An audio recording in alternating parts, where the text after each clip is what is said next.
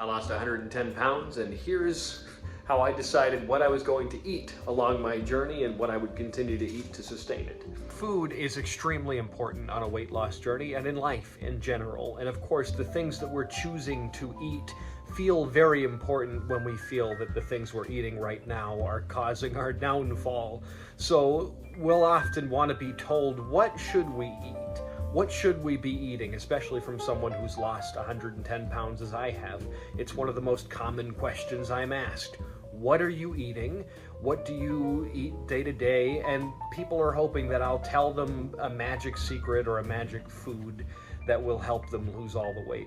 My secret isn't the food, it's the sustainability factor. It's what I've been able to eat consistently over a long period of time. One of the most important things I did for myself on this journey, one of the important things for me was finding sustainability, was finding meals that I didn't have to think about so much. I don't like thinking about food. I don't know about you, but I don't like thinking about food. I like knowing that there's a certain number of meals that I'm gonna have in the day, and most of them are taken care of. I've got the ingredients for them already. I know the recipes. They take 10 minutes at the very most. The dinner I've been having every day for 2 years, it takes like 10-15 minutes to make, and it's in one pot. And if it was any harder than that, I don't know if I would continue making it. So that's rule number one. Maybe I'll do this by rules of how I figured out what I was going to eat to sustain my 110 pound weight loss. Was it had to be quick and it had to be easy. So all of my meals take very little time. The ingredients are put together early.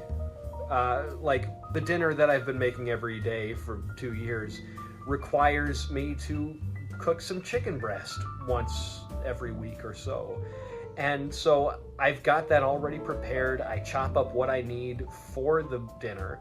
So, once a week or once every 2 weeks or whatever, however much I prepare in advance, it's already there for me. I don't have to make it every night. If I had to make it every night, I probably wouldn't eat it as much as I do. But because it's already there, because I already have that lean protein source available to me, I don't have to think about it. It doesn't stress me out, and I don't think, shoot, I have to make the chicken now, so maybe I'll just order a pizza instead. It's already there for me. Number two, it's gotta be something I like. So first off, when I talk about having the ingredients always here, I'm always stocked up on pasta sauce because I know I'm going to need it and because it tastes good. I like pasta sauce. It's part of that dinner that I talk. I've got breadcrumbs here too, which if you hear, it's almost empty. Yeah, 110 pounds lost. I'm eating breadcrumbs pretty much every day because it's a nice addition to my meal. I grill some up with a little bit of butter, or grill it or cook it. I don't know what you do with breadcrumbs, but I do. It's part of my meal and I really like it a lot. I've got another thing. Cheese, Parmesan cheese. I've also got this Italian mix. Why? Because it tastes good, because I like it. But cheese makes you big. No, it doesn't. Otherwise I would be big again because I have cheese every night. Should I have cheese every night, for my heart health? Probably not. But it's half a serving of cheese. It's not gonna kill me. And if it does, if I don't live to be 100 and I only live to be 90, so what? I got to live my life through this process. George Carlin once said, we're so concerned with adding years to life that we often neglect to add life to years. And cheese adds life to my years, so I'm gonna keep having it. So rule number two, it's gotta be tasty. You have to enjoy it. That's gonna be my next rule. You have to enjoy it, because if you don't enjoy it, and a lot of you have gone on journeys where you've eaten things you don't enjoy, thinking, this is the food that's gonna help me lose weight, so I'm gonna eat this because I have to, because that's the thing that works, that's the thing that makes me lose weight. And of course you're saying that, because there are so many people online that want you to believe that.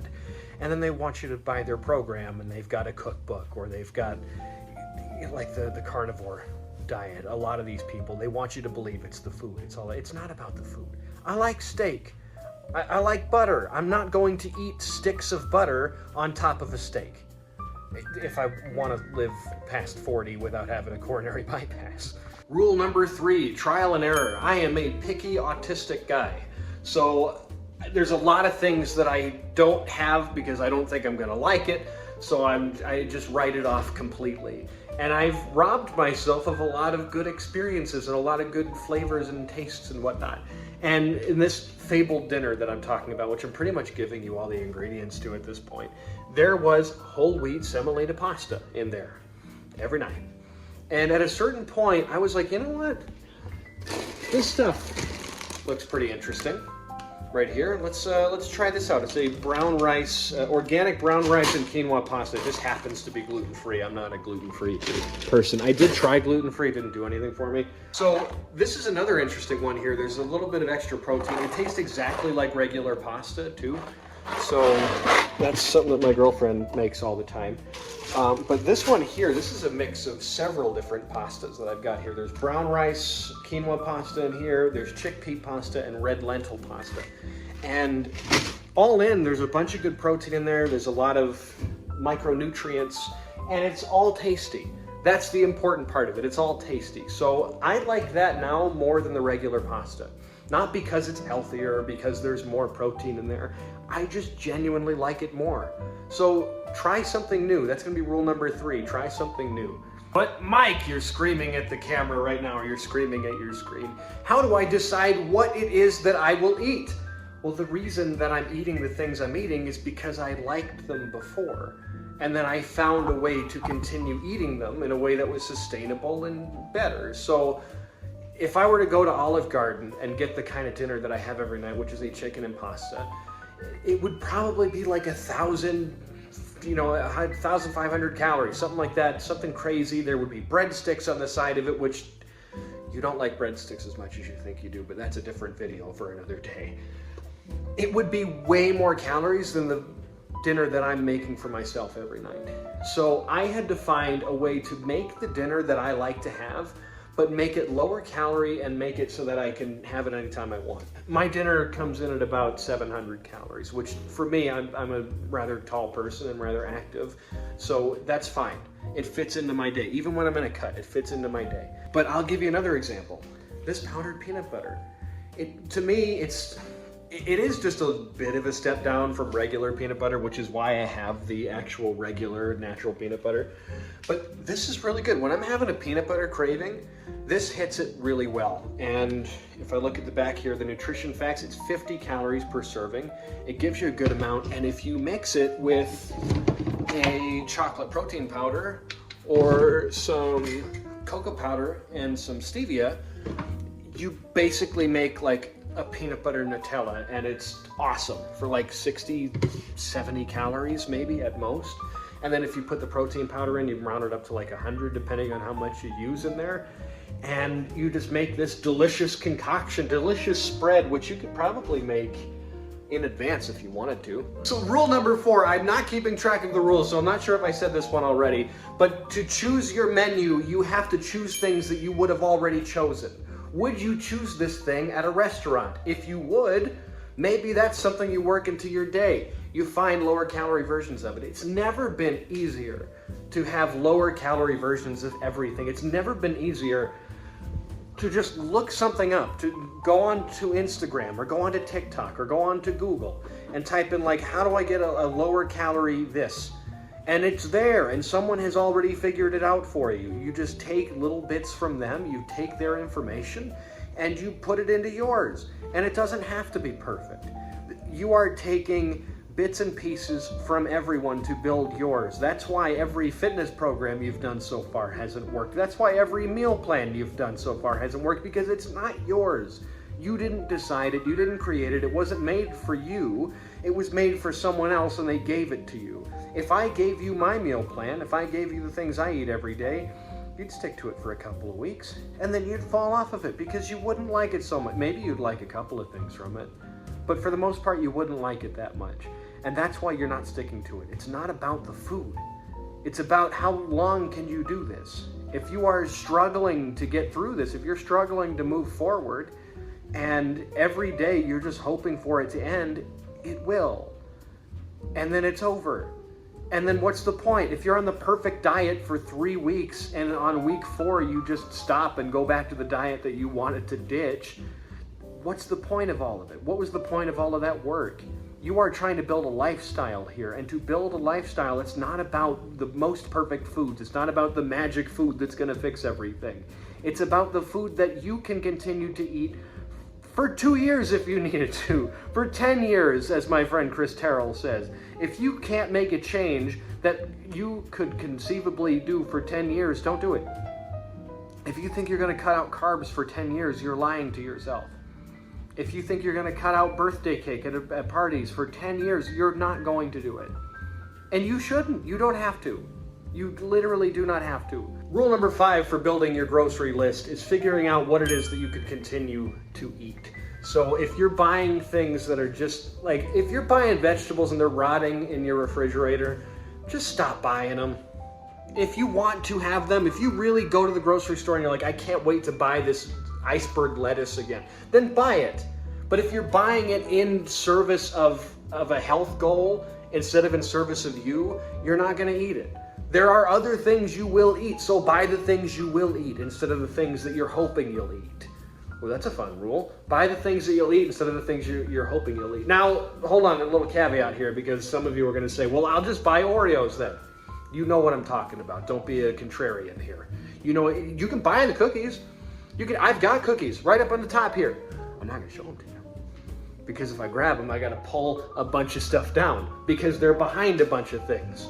So if you look back there, I got to deconstruct things on the top shelf to get to my cookies. Why? Because if they're on the counter, if they're right here, I'm going to grab them every time I walk by. I'm going to have one, I'm going to have one, I'm going to have one, and then suddenly, 12 of them are gone in a day, and they don't need to be. And because I got to say it, rule number 6, protein, fiber, whole foods. Those, not Whole Foods, the store, I'm talking like whole foods. You want to have a good amount of protein, a good amount of fiber, and a good amount of whole foods, because they're going to keep you full, they're going to keep your body fueled and satiated, and it's going to keep you happy. So I have to put that one out there. That's the one that you're hearing from everybody, so I'm not adding anything to the conversation by saying that, but it's important to add that. I lost 110 pounds, and it was hard until I realized that I got to make the rules. It was hard until I realized I was not trying to beat the clock. I didn't have to beat the clock if the clock was in my favor. If I was doing things I enjoyed, I was never racing against my willpower. I was racing towards something wonderful. And that's what this really has to be. Is it rule number 7 now? Rule number 7, race towards something good. I don't think that's really a grocery list thing. I might have to make another video. This is my first YouTube video, by the way. So I hope you guys have enjoyed my first YouTube video. If you enjoyed anything, if you've gotten something valuable from here, let me know in the comments. Let me know what I could do better next time, because that's really that's rule number 7. You can always improve. That's what it is. If you mess up the first time, or you have a dinner that doesn't really work out so well, or you just don't like it so much, you don't have to give up. You just try something different. That's what you do. So that's gonna be rule number 7 of my figuring out how to put grocery lists together list. Try something new, and if it doesn't work out, you just try another thing. It's fine. Now, if you were to hold on to that loss and tell yourself, well, I messed up too bad, I'm just gonna have to give up now, of course, everything's gonna fall apart, but you don't have to do that. So, I don't know what all the rules are, because I've been making them up as I go. But yeah, let me know in the comments if you enjoyed this. I'll be back to make more of these. Hopefully they'll be a little bit better put together next time. But we gotta start somewhere. So start somewhere. Be kind to yourself, everyone.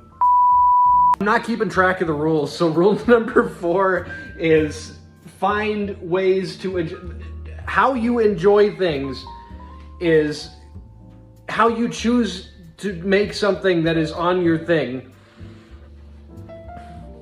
How to make your